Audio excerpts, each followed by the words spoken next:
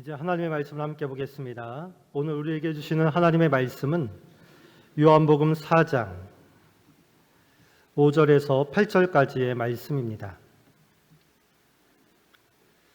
신약성경 요한복음 4장 5절에서 8절까지의 말씀, 우리 한 목소리로 하나님의 말씀을 읽겠습니다. 사마리아에 있는 수가라 하는 동네에 이르시니 야곱이 그 아들 요셉에게 준 땅이 가깝고 또 거기 또 야곱의 우물이 있더라. 예수께서 길 가시다가 피곤하여 우물 곁에 그대로 앉으시니 때가 6시쯤 되었더라. 사마리아 여자 한 사람이 물을 기르러 왔음에 예수께서 물을 좀 달라 하시니 이는 제자들이 먹을 것을 사러 그 동네에 들어갔음이러라. 아멘.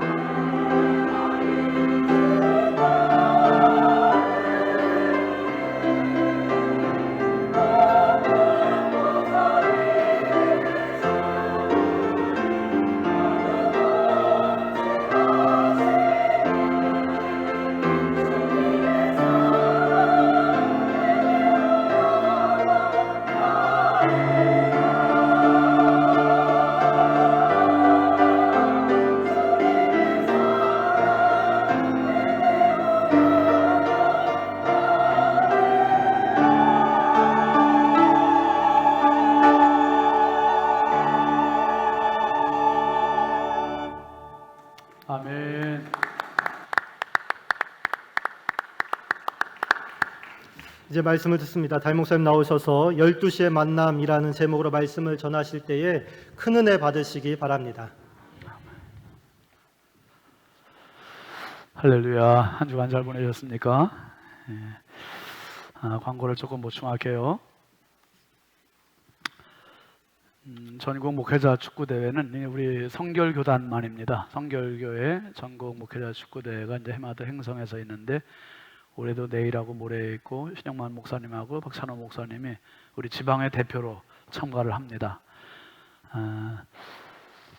저는 이제 연식이 오래돼서 참석이 좀 어렵고 그래서 내일 모레 화요일 날은 가서 이제 격려하고 밥을 한번 좀 한 끼를 또 우리 사야겠습니다. 그리고 오늘이 스승의 주일인데 우리 주일학교 교회학교 선생님들 또 중고등부 선생님들 그리고 영적인 스승인 우리 교회 전도사님 부목사님들 또 담임 목사 원로 목사님 늘 고마운 마음 가지시고 늘 기도해 주시기를 바랍니다. 우리 박수로 한번 격려하겠습니다. 고맙습니다. 감사합니다. 그리고 5층에 중보기도실이 있는데 그 중보기도실에 익명의 권사님께서 찬양 반주기하고 TV 모니터를 또 설치해 주셨습니다. 감사합니다. 중보기도 하는데 이제 또 찬양하고 하는데 큰 도움이 됩니다. 감사합니다. 그리고 우리 교회가 부활절 지나면 부활절 헌금을 지방 내에 있는 미자립 교회들에게 작은 교회 섬김을 좀 몇 년째 하고 있는데 올해는 부활절 지나고 이제 시간이 잘 안 맞아서 5월 마지막 주일 날 지금 하려고 합니다. 우리 인천 남지방회가 전체가 56개 교회인데 그 중에 절반 정도가 아직 그냥 미자립 교회인 경우예요 지금. 그래서 그 중에서 경상비 3천만 원 미만 되는 1년 형상비 3천만 원 미만이니까 아주 열악하죠. 그런 교회 한 20교회 정도, 그래서 한 교회당 50만 원씩 해서 한 1,000만 원을 이렇게 좀 드리고, 그리고 사모님들 화장품을 하나씩 이렇게 선물로 드렸습니다. 그런데 여러분들이 화장품을 이제 작은 교회 섬김 밖에 봉투 준비했는데요. 이렇게 헌금해 주시면 그것을 일괄적으로 구입해서 사모님들 전달해 드리고 그 화장품에 구입해 주신 성도 이름을 써서 기도 부탁을 합니다. 그리고 식사를 섬깁니다. 여러분께서 많이 참여해 주시기를 부탁을 드립니다. 오늘은 또 태어나서 처음 우리 교회에 나와서 오늘 기도받을 아기 있습니다. 유진 성도 가정의 지민이 어머니 방춘실 권사님하고 같이 나오셨어요. 아이고 참 2월 달에 2월 28일 날 그지 며칠 된 거예요? 70일? 아유, 낳느라고 수고하셨고 키우느라고 수고하셨어요. 앞으로 더 키워야 돼요. 하나님 말씀 읽어드릴게요. 신명기 6장 5절부터 7절까지 말씀인데요. 너는 마음을 다하고 뜻을 다하고 힘을 다하여 네 하나님 여호와를 사랑하라. 오늘 내가 네게 명하는 이 말씀을 너는 마음에 새기고 네 자녀에게 부지런히 가르치며 집에 앉았을 때든지 길을 갈 때든지 누워있을 때든지 일어날 때든지 이 말씀을 강론할 것이며. 지금 지민이는 백지 상태예요. 백지. 그래서 엄마, 아빠, 할머니, 할아버지 세상 많은 사람들이 주는 대로 흡수를 해요. 그런데 하나님 말씀 보니까 내 자녀에게 부지런히 가르치래. 뭘 가르치냐면 하나님 사랑하는 거 기도해 주시고 늘 축복해 주시고, 그래서 지민이가 어렸을 때부터 좋은 자양분으로 잘 자랄 수 있도록 엄마가 믿음의 실력을 잘 키우세요. 우리 함께 기도합시다. 하나님 감사합니다. 우리 하나님 사랑하시는 유지인 성도, 심연보 성도 가정에 천하보다 소중한 보배롭고 존귀한 지민이를 선물로 주셔서 감사합니다. 아버지 세상에 태어난 지 70일밖에 안 됐습니다. 그렇지만 이 아이 속에는 영혼도 있고 우리 어른들과 똑같은 오장육부와 사지백체가 있습니다. 하나님 만드셨사오니 건강하게 지혜롭게 무럭무럭 잘 자라게 하시되 무엇보다 그 영혼이 건강하게 믿음 안에서 자라도록 하늘의 지혜를 부어 주옵소서. 엄마 아빠의 큰 믿음 주시고 기도하며 양육하게 하여 주시고 내가 낳은 자식이 아니라 하나님이 주신 선물임을 분명히 믿고 하나님의 상급임을 믿고 지민이를 한평생 사는 동안 믿음 안에 시온에 들어가 열리는 축복의 길로 이끌 수 있도록 은혜 부어 주옵소서.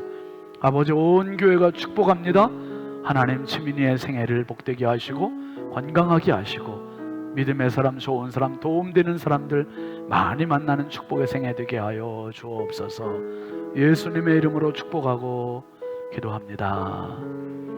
아멘. 우리 행복교구에서 이지한 집사님 꽃다발 가만있어. 축복합니다. 한번 안녕할까요 같이? 들어가지 말고 서 있어.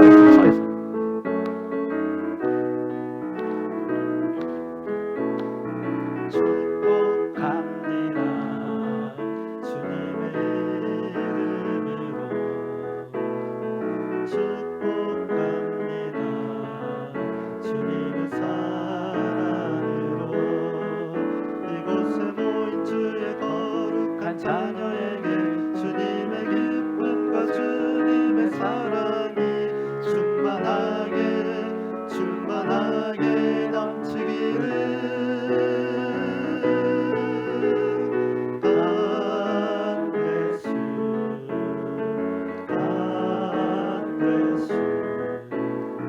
축복합니다. 주님의 사랑으로. 축복합니다. 예쁘게 건강. 참 중요한 거 봉투 전달하는. 아유 큰일 날 뻔했네. 건강하고 이렇게 축복합니다. 깼다. 잘 자라요. 들어가세요.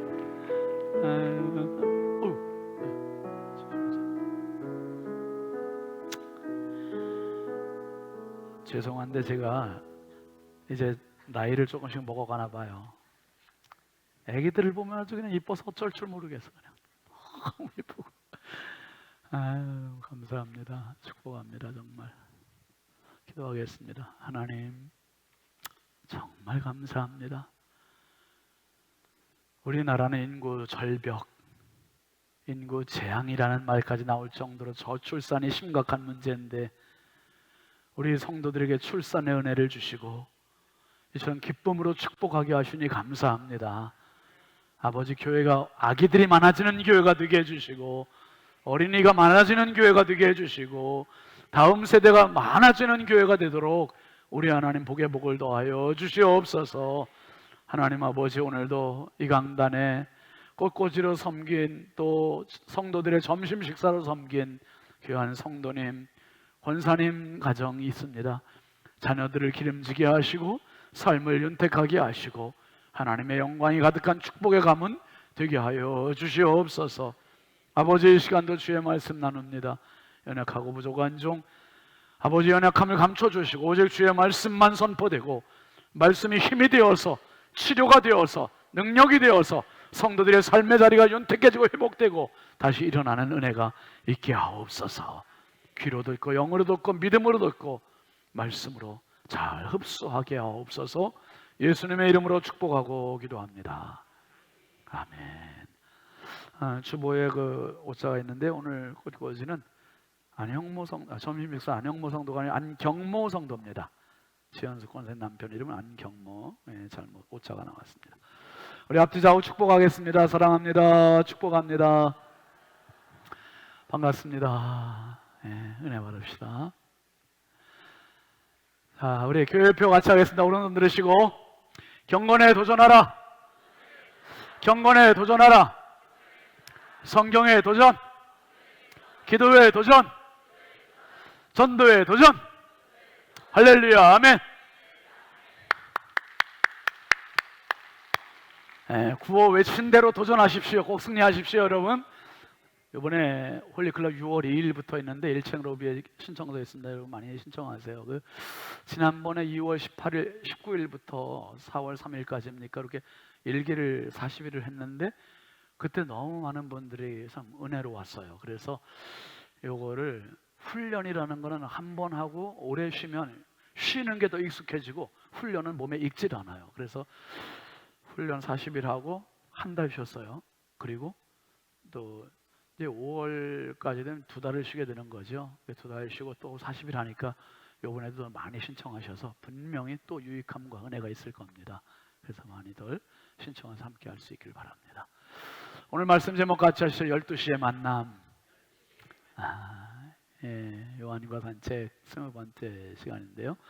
지난 주일에 이런 기쁨이라는 제목으로 함께 말씀 은혜 나눴지요.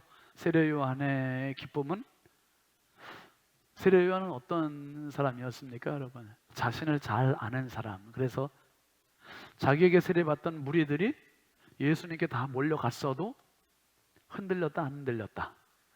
안 흔들리는 사람. 그래서 자기는 그리스도가 아니라 그랬잖아요. 나는 그리스도가 아니요. 이게 분명한 자기 정체성을 갖고 있었고요. 그 다음에 또 한 가지는 세례 요한은 예수님이 누구신지를 알았어요. 그래서 온 인류가 기다리는 신랑, 주인공, 그건 자기가 아니라 예수 그리스도시다. 그래서 그는 신랑의 친구가 되므로 자신은 기쁨이 충만하다. 자기는 주역이 아니라 조연이라도 행복하고 기뻤다. 예수님으로 인해서. 여러분, 우리의 삶이 또 가정이 정말 세례 요한과 같은 이런 근원적인 본질적인 기쁨으로 가득하시길 주의 이름으로 축원합니다.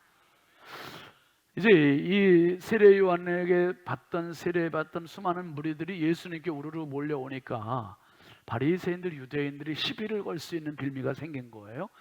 그래서 불필요한 소모전, 갈등이나 논쟁을 피하기 위해서 예수님이 이제 예루살렘을 떠나서 갈릴리로 올라가시려고 합니다. 그 갈릴리로 가시면서 중간에 되어진 일이 오늘 본문의 이야기인데요. 요한복음 4장 3절 4절을 한번 같이 볼까요? 그래서 예수께서는 유대를 떠나 다시 갈릴리로 가셨습니다. 갈릴리로 들어가려면 사마리아 지방을 거쳐야 했습니다. 자, 지도를 한번 보시면 이스라엘의 지도거든요. 맨 아래 유대 있고요. 빨간 네모 안에 예루살렘. 여기서 이제 맨 위에 있는 갈릴리로 가시려면 그냥 직진해서 가시면 사마리아를 통과하셔야 돼요. 근데 사마리아 안에 수가라고 하는 작은 성이 있죠. 그러니까 인천광역시 안에 남동구가 있고 남동구 안에 구월동이 있는 것처럼 사마리아라는 큰 울타리 안에 수가라고 하는 마을이 있었던 거죠. 근데 이 유대 사람들, 남쪽 사람들이 북쪽으로 갈 때 이 수가, 특별히 사마리아를 통과하는 걸 아주 싫어해요. 통과하지 않고, 그래서 대신 그 가운데 위에 부분에 파란 부분이 갈릴리 바다고요. 아래 커다랗게 파란 부분이 사해 바다입니다. 그리고 갈릴리와 사해 사이에 쭉 실성같이 되어 있는 게 요단강이에요. 요단강. 그 남쪽의 유대인들이 북쪽으로 가려면, 갈릴리로 가려면 어떻게 가냐 하면 사마리아를 직진해서 통과해서 가지 않고 오른쪽으로 해서, 요단강을 건너서 오른쪽으로 해서 우회해서 갈릴리로 가는 거예요. 이렇게. 그러니까 우회해서 가면 6일 정도를 걸어가야 되고 직진에 통과하면 3일이면 갈 수 있는데 왜 그렇게 가느냐 하면 일반적으로 보통 남쪽 유대인들, 그 바리새인들은 사마리아 사람들을 아주 싫어했어요. 경멸했어요. 부정하다고 생각해요. 그 땅을 밟고 그 땅을 지나가는 자체로 자기는 부정하다고, 부정탄다. 그리고 가다가 혹시 사마리아 사람들을 만나기라도 하면 더 부정하다. 그래서 아예 그 지역을 발도 들여놓지 않고 그냥 우회해서 이렇게 갔었어요. 왜 그랬냐? 왜 이렇게 사마리아 사람들을 미워하고 싫어하고 경멸했을까? 그 이유가 그 당시로 보면은 700년 이전으로 거슬러 올라가요. 열왕기하 17장 24절 한번 같이 읽어보시죠. 아스르 왕이 바벨론과 구다와 아와와 하맛과 스바르아임에서 사람을 옮겨다가 이스라엘 자손을 대신하여 사마리아 여러 성읍에 두고 그들이 사마리아를 차지하고 그 여러 성읍에 거주하니라. 여러분, 대한민국은 단일 민족이지요. 근데 지금 단일 민족이지만 지금 점점 어떻게 해야 돼요? 동남아 사람들이 들어와서 살고 섞여 살고 하면서 피도 많이 섞였고, 그렇죠? 문화도 섞였고. 근데 단일 민족이라는 말을 쓰기가 조금은 이제는 앞으로 점점 어려워지지 않을까 싶어요. 지난 화요일 날 우리 지방회에서 남미섬으로 교역자들 야유회를 갔다 왔어요. 그런데 남미섬 제가 진짜 오랜만에 갔는데 한국 사람들은 진짜 별로 없어요. 중국 사람들 어마어마하게 많고 동남아 사람들이 엄청 많은 거예요.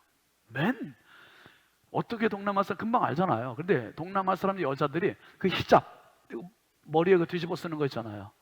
그것들을 쓰고서 그렇게 다 이거 보세요, 여러분. 동남아 사람, 회교권, 이슬람권 사람들이 한국으로 오면, 이주에 오면 한국 한복 입어요, 히잡 써요.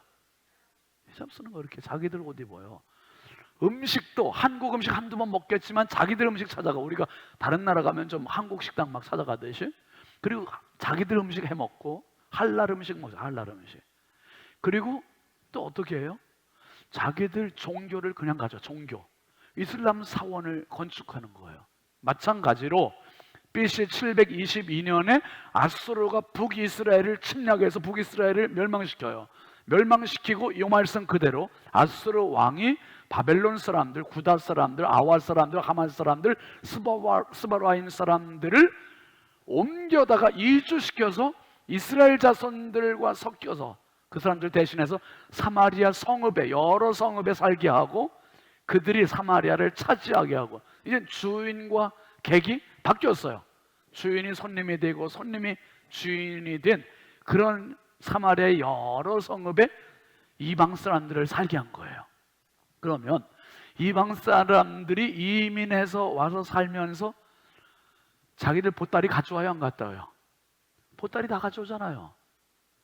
자기들 입던 옷, 자기들 먹던 음식, 자기들 누리던 문화 그대로 가지고 오고, 심지어 뭘 가져오냐면 자기들이 섬겼던 우상 딴지들을 그대로 가져오는 거예요. 그대로. 그러니까 우상도 그대로 가지고 오니까 이스라엘은 북이스라엘이든 남유다든 유대나 사마리아나 공통적으로 이들의 정체성과 특징은 단일신, 유일신 하나님 섬기는 거, 단일 민족. 이거는 그들이 누구에게도 양보 안 하는 절체절명의 정체성이 정체성. 그런데 나라가 망하니까 이 아수르 왕이 이방 사람들 잔뜩 들여다 놓으니까 서로 혼을 하게 되는, 섞여서 살게 되는 거예요. 이스라엘 사람과 이방인과 결혼을 하게 되고 이제 혈통이 무너졌죠. 그리고 신앙도 그들이 가지고 온 종교를 섬기고 하나님도 섬기고, 이러다 보니까 이두저도 아니고 이것도 이고 저것도 이고. 그러니까 남쪽에 사는 유대인들이 볼 때 사마리아 사람들, 북쪽 사람들은 민족을 버린 배신자들, 혈통이 섞여 있는 자들, 순수한 신앙이 깨트려진 자들. 그러니까 북쪽 사람들을 남쪽 사람들이 볼 때 항상 경멸하고 부정하다고 생각하고 무시하고, 그래서 결국은 남쪽에서 꼭 갈릴리로 가면은 직진하면 바로 가는데 직진하지 않고 꼭 돌아서 갔다가 돌아서. 그런데 오늘 예수님께서 어떻게 가십니까? 4장 5절 5절 한번 같이 볼까요? 5절 한번 같이 보세요. 5절 6절 시작. 그리하여 예수께서는 사마리아의 수가라는 마을로 들어가셨습니다. 그곳은 옛날 야곱이 자기 아들 요셉에게 준 땅과 가까웠으며 야곱의 우물이 거기에 있었습니다. 여행으로 피곤해진 예수께서는 그 우물 곁에 앉으셨습니다.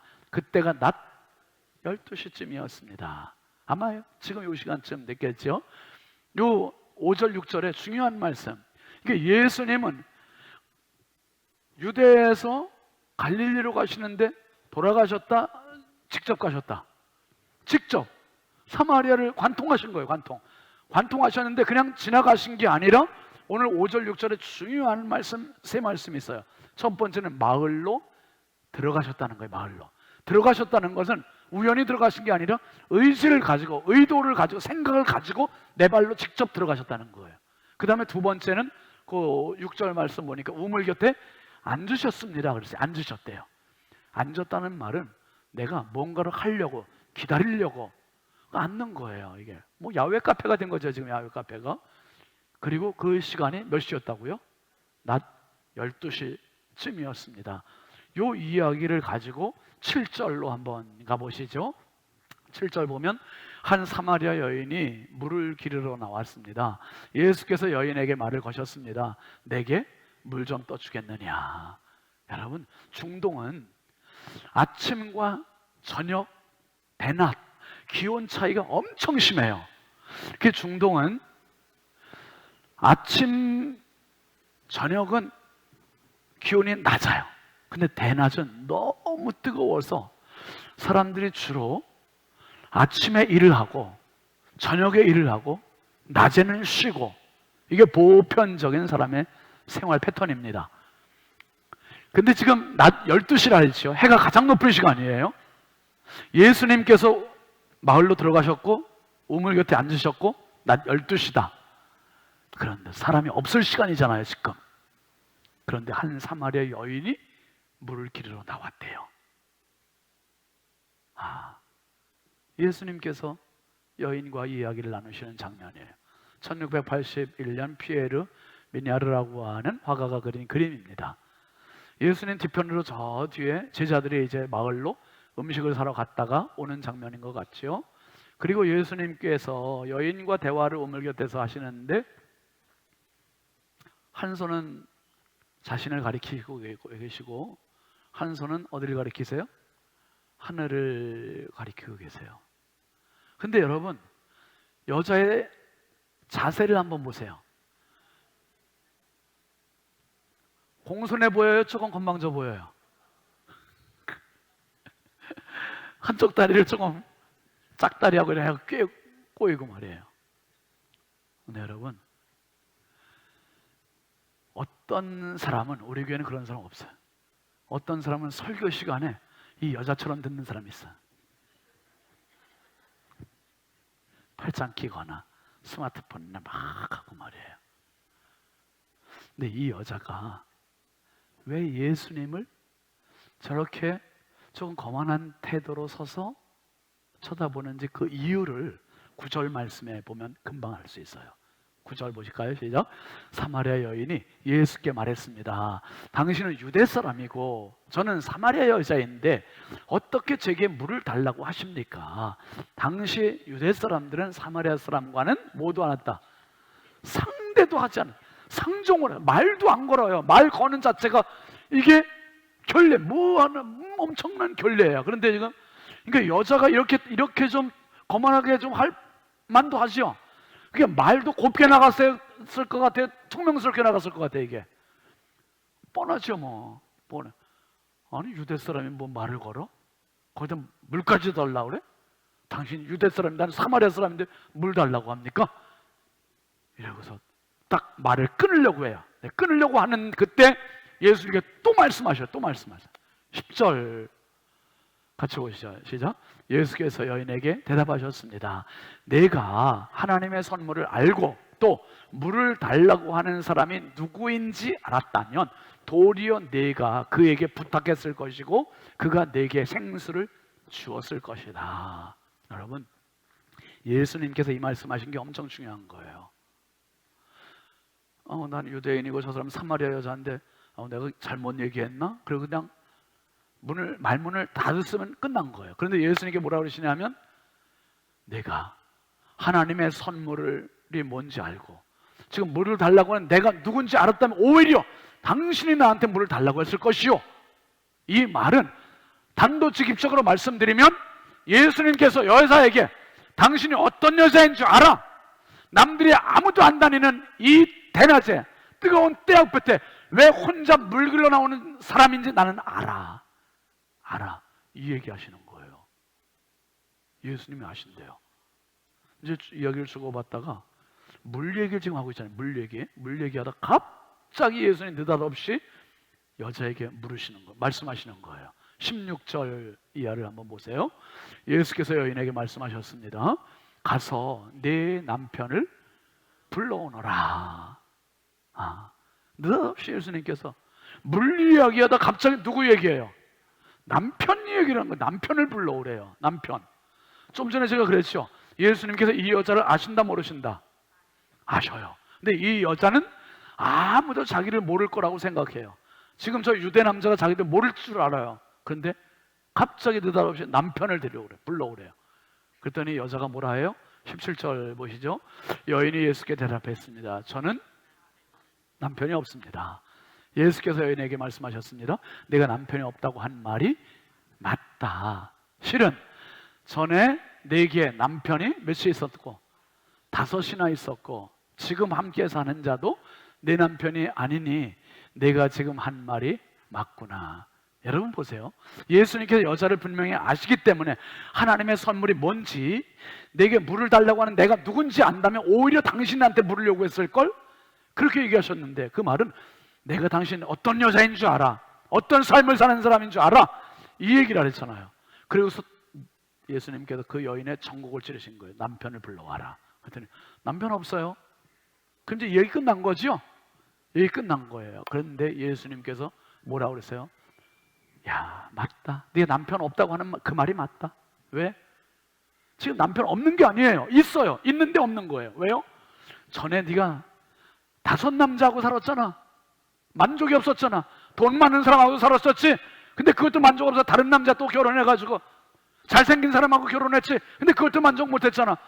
그래가지고 성품 좋은 사람하고 만나서 또 살았지. 그것도 뭐 마음 성에 안 차갖고 또 다른 남자 이렇게 하기보다 5 남자하고 살았잖아. 근데 이 여자가 지금 막 깜짝 놀라고 지금 죽어몽이라도 들어가고 싶은 거예요. 어떻게 한마디 말을 섞지도 않았는데 내 삶을 어떻게 이렇게 너무나 정확하게 알고 있을까? 그 다음에 하는 말이 뭐라고 했어요? 지금 있는 남자도, 함께하는 남자도 내 남편이 아니니 내가 지금 남편이 없다고 한 그 말이 맞다. 여러분, 예수님은 이 여자를 너무 정확히 아셨고, 앞으로 돌아가서 본다면 예수님이 마을을 지나가신 게 아니라 마을로 들어가셨고 우물 곁에 앉으셨고 낮 12시였고 이 이야기는 예수님 다 의도로 하셨던 거예요. 벌써 이 여인을 만나시려고. 여러분, 예수님은 어떤 분이신가? 첫 번째로 한번 같이 읽죠. 시작. 누구나 만나주시는 분입니다. 아멘입니까? 지금 요한복음 4장을 보고 있는데 요 앞장 3장에서 예수님이 누굴 만나셨죠? 이스라엘 최고의 지도자, 바리새인이고 유대인의 지도자인 니고데모, 밤에 찾아왔던 니고데모를 만났잖아요. 최고의 권력가요 율법학자인 니고데모, 가장 하이클래스인 니고데모를 만나셨던 예수님께서 지금 4장에서는 사회적으로 민족적으로 가장 밑바닥에 처해 있는 이 사마리아 여인을 만나시는 거예요. 사마리아 여인. 또 5장 이제 앞으로 나오겠습니다만 5장 넘어가면 베데스다 연못가에 38년 된 병자를 또 만나세요. 예수님은 사람을 가리지 않고 누구나 다 만나셔요. 사랑하는 성도 여러분, 오늘 저와 여러분을 만나시는 예수님을 기억하시길 바랍니다. 나를 만나시는 분. 어떤 성도가 쓴 글을 제가 인용을 했습니다. 지난 10월 28일 회사에 사직서를 제출하고 집으로 돌아오던 중 아파트 단지 안에서 커피와 녹차를 대접하며 전도하는 분들을 보았습니다. 이크! 오늘도 저러고 있구나. 저는 평소처럼 이분들을 피해 슬며시 지나가려고 했습니다. 하지만 따뜻한 차를 건네는 2분의 말을 저는 어느덧 조용히 듣고 있었습니다. 다른 때 같으면 저 이미 다른 교회 다니고 있어요 라며 거절했을 텐데 사표를 내고 온 절박한 상황 때문이었을까요? 그날따라 제 마음은 예수님이 누구신지 알고 싶어 그분을 믿고 싶다는 생각으로 기울었습니다. 마침내 주일 예배에 참석하겠다는 약속까지 하고 말았습니다. 더 이상한 것은 주일 예배에 참석해 목사님 말씀을 듣는데 내 영혼이 구원받았다는 확신이 들었다는 사실입니다. 갑자기 실업자가 된 최악의 상황에서 저는 하나님의 부르심을 받고 마치 노예 신분에서 해방된 환희를 느끼고 있었습니다. 지금까지 살아온 잘못된 삶의 방식도 깨달았고 하나님 안에서 인생을 다시 시작해야겠다는 생각도 들었습니다. 어쩌면 우리 안에 직업을 잃으신 분도 계시죠. 건강을 잃으신 분도 계시죠. 자녀를 잃으신 분도 계시죠. 삶에 희망이 없는 분도 있죠. 부유하게 사는 분도 없지 않아 있겠죠. 그런데 지위고하를 막론하고 예수님은 누구나 만나주실 수 있고 누구나 예수님을 필요로 해야 될 사람이 우리들이고 예수님은 누구나 만나주시는 분임을 기억하시길 바랍니다. 그리고 예수님은 어떤 분이냐? 두 번째 보면 여인의 문제와 해답을 아시는 분이세요. 여인의 문제와 해답을. 여러분, 지금 이 여인이 몇 번째 남자하고 살고 있어요? 6번째 남자하고 살고 있어요. 그러면 7번째 남자하고 살 가능성이 있다 없다? 10번째 남자 살 가능성이 있다 없다? 계속 만족이 없어요. 이게 목마름이에요. 이게 인생의 갈증이에요. 여러분, 어떤 가수가 TV에 나와서 그런 얘기를 했습니다. 가수 생활하면서 스케줄이 너무 빡빡하다 보니까 이 가수 생활 좀 그만하고 싶다는 생각이 들었대요. 그런데 무대에 서면 또 수많은 관객들 앞에서 노래를 하면 박수하고 환호하고 그 인기가 자기에게 힘을 솟구치게 한대요. 근데 그것도 잠시. 이제 무대가 끝나고 내려와서 관객들이 다 떠난 빈자리를 보면 그렇게 공허할 수가 없다는 거예요. 여러분, 이 여인이 우물가에 왔다가 예수님 안 만나고 돌아가면 7번째 남자 또 만나요. 8번째 남자 또 만나요. 또 그렇게 살아요. 인생은 계속되는 갈증, 음료수로만 사는 그런 인생이에요. 생수를 마시지 않고는 안 되는 인생이에요. 여러분, 제가 만약에 위암에 걸렸다고 생각해 보세요. 그러면 위암에 걸렸으면 병원에서 이제 수술 날짜를 잡고 병원에 가서 위암 수술을 받아야 되는데 제가 병원에 가가지고 인적사항 기록하고 의사와 상담만 하고 사진만 찍고 나 그냥 집에 갈래요. 그리고 그냥 집에 오면은 위암이 해결이 돼요, 안 돼요? 위암 진단을 받고 수술 날짜를 잡았으면 인적사항 기록하고 의사와 상담하고 다시 사진을 찍어보고 그런 다음에 개복을 하고 그리고 위 주변을 살펴보고 주변에 암이 전이가 되지는 않았는지 그리고 암을 찾아서 암을 완전히 도려내고 그래야만 다시 제2의 인생을 살 수 있는 거예요. 여러분, 예수 앞에 나오고도 내가 죄인인 걸 이야기하지 않고 문제를 제시하지 않고 문제를 해결받지 않고 그냥 왔다가만 돌아가고 왔다가만 돌아가고 우물에만 왔다 가고 우물에만 왔다 가면 또 다른 7번째 남자, 8번째 남자, 9번째 남자 계속 갈증 느끼는 인생에서 이 테두리를 벗어나지 못한다 이 말이에요. 오늘 주님 앞에 오시는 이상 예수 만나는 은혜가 있기를 바랍니다. 예수 경험하고 예수 진지하게 만나요. 내 인생의 갈증이 끝나요. 그리고 생수를 마시고 음료수가 아니라 생수를 여인의 문제와 해답을 아시는 예수, 내 인생의 문제와 해답을 아시는 예수, 그분만이 나를 살릴 수 있고 그분만이 나를 회복케 하고 해가시킴을 믿으시길 바랍니다. 그 다음에 예수님 어떤 분인가? 세 번째, 예수님은 뭘 주시는 분? 생명의 물을 주시는 분이에요. 생명의 물을 주시는 분. 4장 13절 넘어가서 보세요. 시작. 예수께서 대답하셨습니다. 이 물을 마시는 사람마다 다시 목마를 것이다. 그러나 내가 주는 물을 마시는 사람은 영원히 목마르지 않을 것이다. 내가 주는 물은 그 사람 안에서 계속 솟아올라 영생에 이르게 하는 샘물이 될 것이다. 여러분, 예수는 당신의 영혼을 가장 시원하게 해준 샘물임을 기억하시길 바랍니다. 한 번 제대로 진하게 만나면 그분이 내 인생의 영원한 샘물이 되는 거예요. 샘물이. 38년 전 1986년 신윤진 목사가 신학생 때 만나주셨던 그 예수님, 그때 샘물로 만나주셨던 그 예수님이 지금도 이 열정 갖게 하고, 지금도 이 뜨거움을 갖게 하고, 지금도 감격을 갖게 하고, 지금도 생명수가 샘물처럼 계속 솟아나게 만드시는, 그것은 그분이 저를 진짜 만나주셨기 때문에, 진짜 예수를 진짜 만나시길 바랍니다. 예수 진짜 만나면 그분은 생명의 물을 주시는 분, 생명의 물을 주시는 분. 그 다음에 마지막으로 예수님 어떤 분인가 같이 읽죠. 시작. 예수님은 12시에 만나주시는 분이세요. 12시.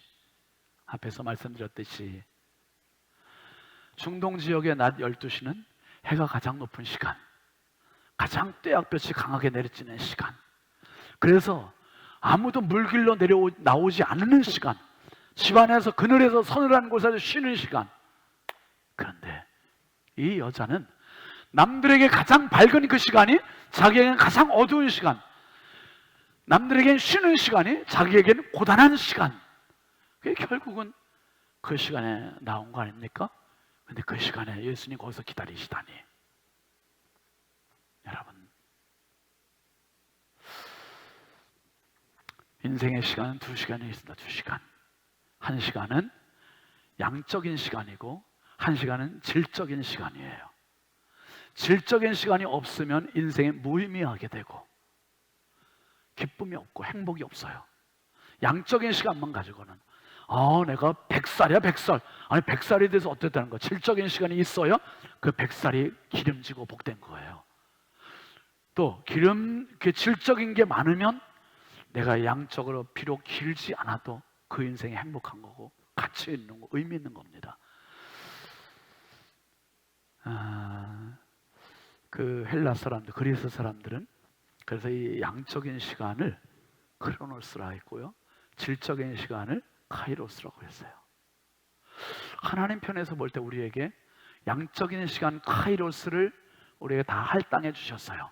신년지에 너는 몇 살 살고 와라. 안무개 장로 너는 몇 살 살고 와라. 안무개 권사 몇 살 살고 와라. 다 우리에게 정해져 있어요. 지금 다 정해져 있어요. 보니까 50년 안에 가실 분들 많아. 저도.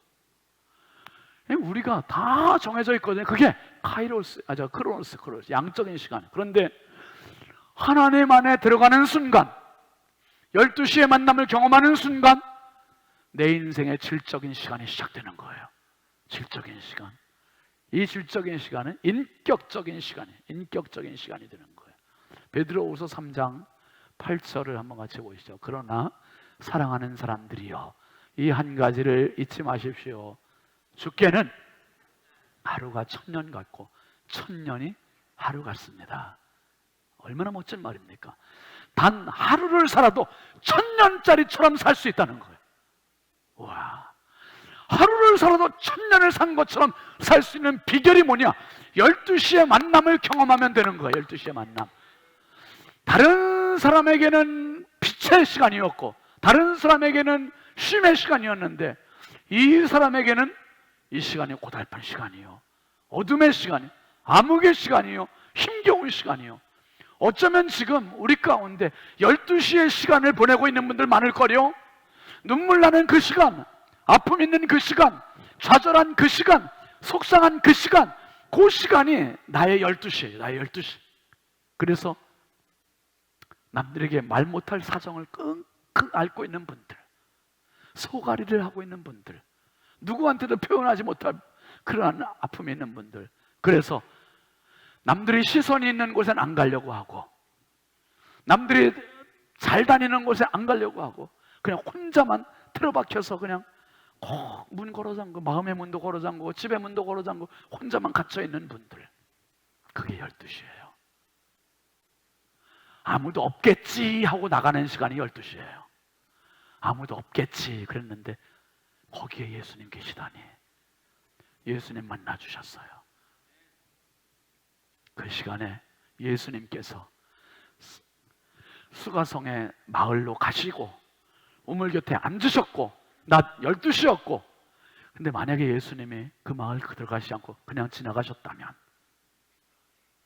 이 여인은 또 인생의 갈증으로 7번째 남편, 8번째 남편, 내일도 또 물길로 와야 되고, 나중에 이제 우리가 보겠습니다마는 요한복음 4장 뒷부분에 가면 이 여자가 어떻게 됩니까?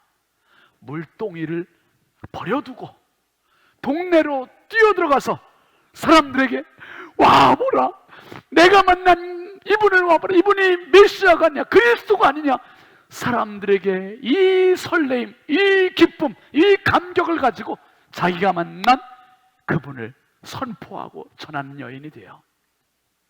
여러분, 12시, 나만 아는 12시, 그 시간에 예수님이 거기 앉아 계셨던 거고, 예수님이 거기에 나를 만나 주셨고, 결국 상한 마음을 고쳐 주셨고, 만져 주셨고, 회복시켜 주셨고, 오늘 우리 안에 12시의 만남이 반드시 경험되는 축복의 주인공이 되길 주의 이름으로 축원합니다. 축원합니다. 우리 함께 같이 찬양하겠습니다. 마음의 상한 자를 고치시는 주님.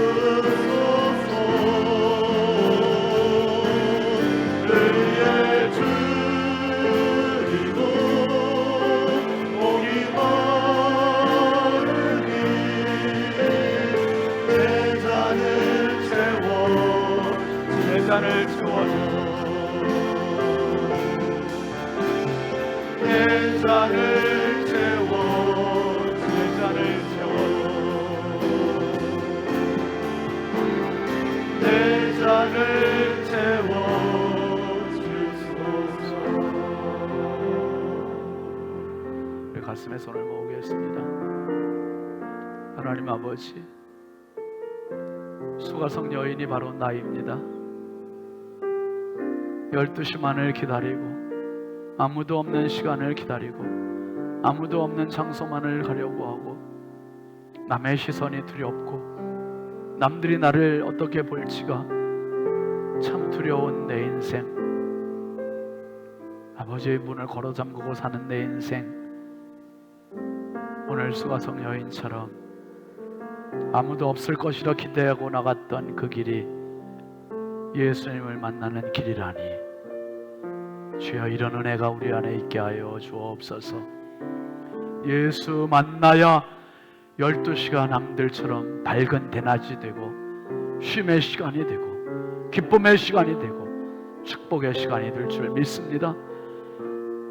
마음을 고치시는 주님을 찬양합니다. 우리 모두에게 이런 고침의 은혜, 회복의 은혜, 치유의 은혜가 있게 하여 주옵소서. 우리의 영원한 생명의 물이신 주 예수 그리스도의 은혜와 하나님 아버지의 무한하신 사랑하심과 성령님의 감화와 감동, 내주교통 역사하시는 은혜가 수가성 여인처럼 12시에 극적으로 예수님을 만난 그 만남 가지고 인생의 새로운 반전을 기대하는 사랑하는 모든 성도를 머리머리 위에 이제부터 영원토록 함께 하시기를 간절히 축원하옵나이다. 아멘.